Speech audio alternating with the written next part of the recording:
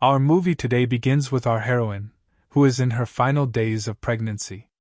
We see her talking to her husband, who is at work, and she also tells him about their neighbors who packed up all their things and left the house after hearing about the storm that's going to hit the city. The heroine mentions that she doesn't feel like it's a real storm, more like just rain because of bad weather, nothing more. After hanging up with her husband, she goes about her day as usual at home, trying to enjoy time with her child despite the increasing rain and worsening weather. But suddenly, she hears the sound of water inside the house. She thinks it's just rainwater that entered from the door, so she starts cleaning it up. Unfortunately, the leak gets worse, and water starts coming in from everywhere. At the same time, she begins to feel labor pains, which makes her even more anxious. She calls the ambulance, but they put her on hold. After some time, we see her screaming in pain when she finally reaches the hospital. At that moment, she recalls the difficult moments before giving birth when the storm intensified, breaking all the windows and flooding the house, completely destroying it. Her husband arrives at the hospital and finds out she has already given birth. He is overjoyed to meet their baby and they sit together to pick a name, finally agreeing on the name Z. After the heroine's condition improves, the hospital administration asks her to leave to make room for another patient, as the number of injuries from the storm has increased. The heroine asks her husband about their house, and he tells her it's been destroyed, and they won't be able to return to it again. However, he reassures her that they'll go to his parents' house, which is in another city. They leave the hospital together and start their journey to his family's house. We see that the roads are extremely congested because all the city's residents are trying to escape after the destruction. As the next day's sun rises, they finally reach the entrance to the city but are surprised to find the police refusing to let anyone in except residents. This is due to the overcrowding after most of the refugees entered the city. The husband tries to convince the police that his family lives in the city and that they'll stay with them, but they still refuse. The heroine steps in, telling them they have a 2-day-old baby who needs to be in a safe place. The officer is convinced and allows them to enter the city. They arrive at the husband's family home, where his parents are waiting for them with joy. They welcome them warmly, especially their new grandchild Z. The mother-in-law asks the heroine to rest after the long trip, saying she'll prepare the meal since the heroine needs to eat well because she's the baby's only source of nourishment. Meanwhile, the father-in-law scolds his son for not taking the storm warning seriously and for not coming to the city when he had advised them. At that moment, a neighbor arrives asking for food, as she has run out of supplies. The mother-in-law gives her some canned food from their stock, which is enough to last them until the storm passes. When the neighbor sees the heroine, she's deeply moved and starts crying before leaving in a hurry. The scene ends with our heroine feeling uneasy, realizing that many people are still in danger and unable to get the help they need. As the days and weeks pass by for our heroes in their family's house, 3 months go by, and the city remains the same. This is because the hurricane is still ongoing, causing massive destruction across the country. Additionally, there's a severe shortage of food and nutrition that everyone in the cities is suffering from. Even the hero's family has run out of the food they had stored, and they don't have any more left. When they hear on the news that the government has provided trucks full of food for the citizens, the hero and his family decide to go to the distribution site to get enough food for themselves. The hero asks the heroine to stay home and look after their child until they return. She agrees and spends the rest of the day with their child, but as night falls and the family hasn't come back, she starts to worry. Her concern grows when she hears a noise inside the house.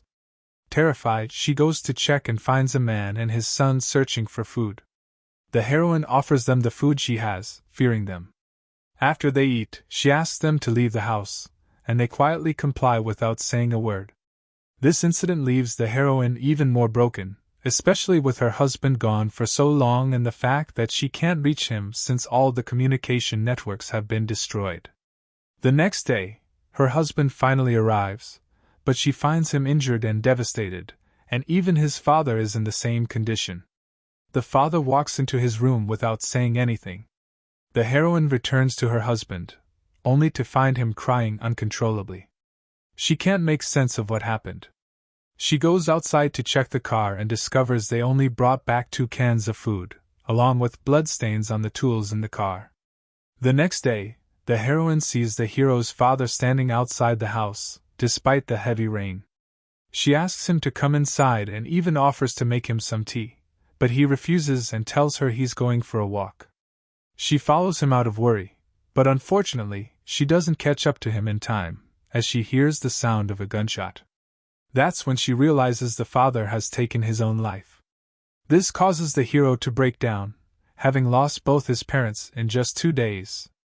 However, he has no choice but to pull himself together to protect the rest of his family. They decide to leave the house since there's no food left. They head to the police distribution center, but when the hero sees the deadly crowd, he refuses to leave the car. He tells his wife that his mother died right in front of him when people trampled her neck without any mercy as they tried to get to the food. His wife offers to be the one to go out and get the food, and after much discussion, they both decide to go together. Unfortunately, after a long, exhausting day, they return to the car without even a single can of food. The next day, they decide to head to the refugee camp, but upon arrival, they discover that all the spots have been filled. The remaining spaces are reserved for children, along with just one family member to accompany them.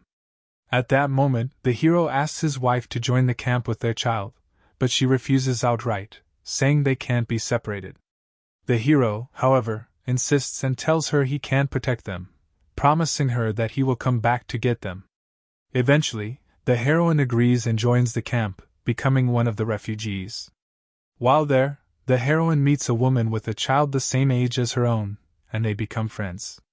One day, her friend shares her story, explaining that she gave birth at the same time her husband was being released from prison.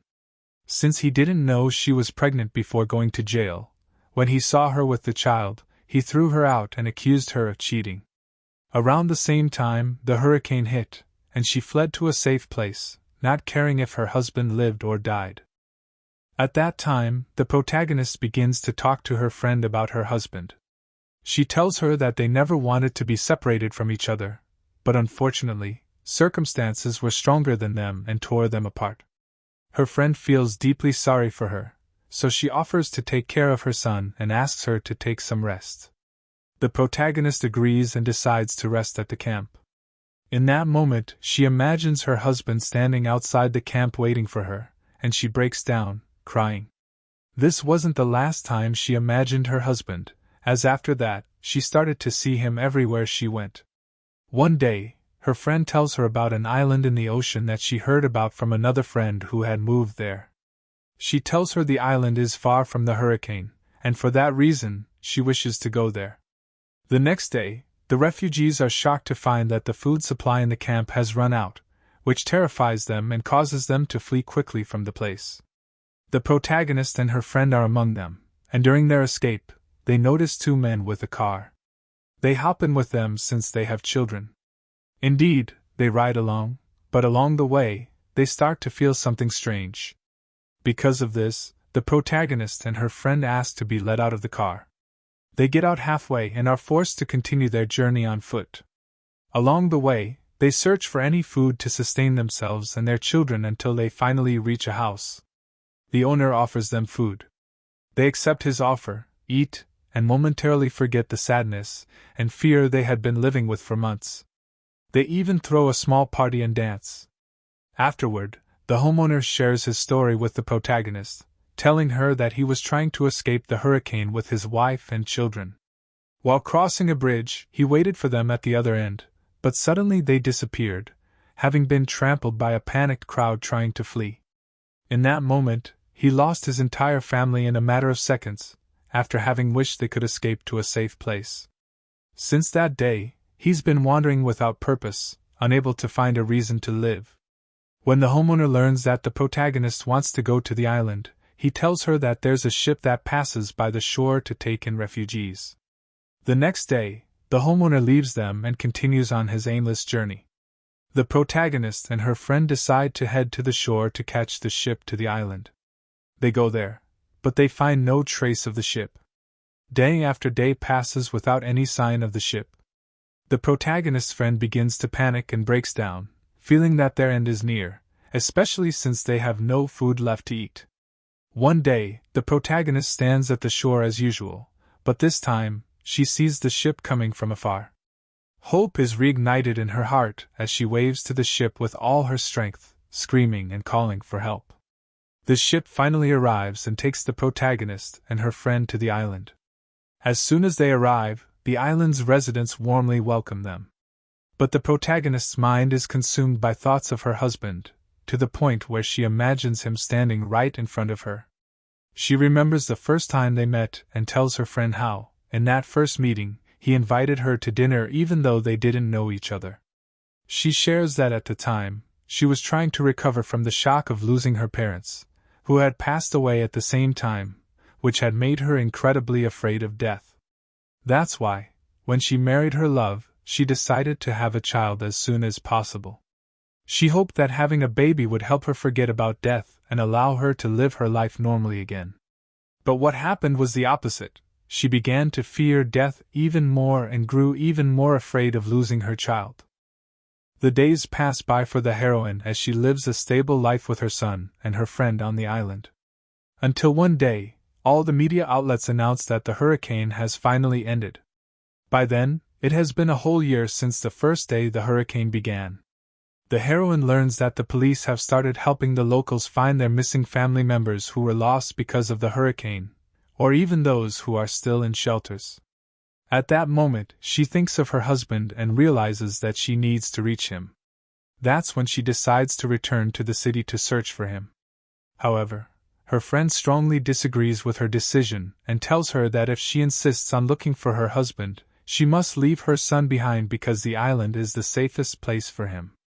Her friend also warns her that she can't guarantee what the heroine might encounter on her journey. But the heroine refuses and says she can't leave her son behind, and whatever they face, it will be their fate to face it together. The heroine then goes to sit by the beach to think more deeply about her decision. At that moment, one of the island's residents approaches her, starts a conversation, and advises her not to dwell on the past. She tells her that in order to move forward with her life, she must accept that her husband is gone. But the heroine can't bring herself to believe this because she's convinced that her husband is still alive. The heroine then goes to wake up her friend, who is clearly deeply affected by the idea of their separation. For one last time, the friend asks her to reconsider her decision, but the heroine remains determined. She's made up her mind and is set on carrying out her plan. So, the heroine leaves the island and heads to the city where their home used to be. The first thing she sees is a wall filled with pictures of missing people. Due to the sheer number of pictures, she doesn't notice that her own picture is among them.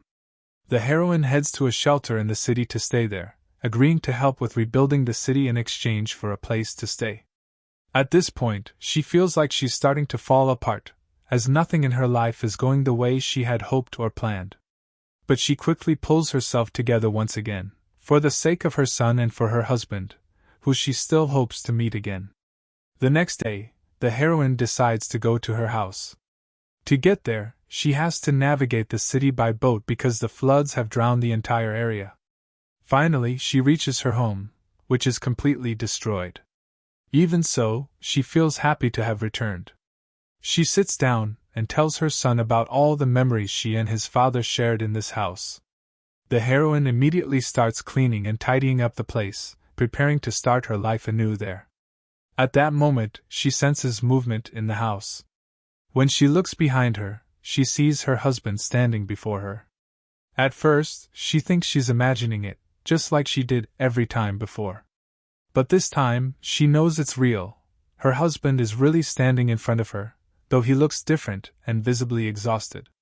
At that exact moment, their son stands up and takes his first steps. Finally, the family is reunited in their home after a year of separation. During that year, they went through many tough moments, whether it was fear or tension. But now, they are about to begin their new life and their new story in the same place where their old life had ended. And with that, our movie today comes to an end. I hope you enjoyed it with us. Don't forget to support us by liking the video and subscribing.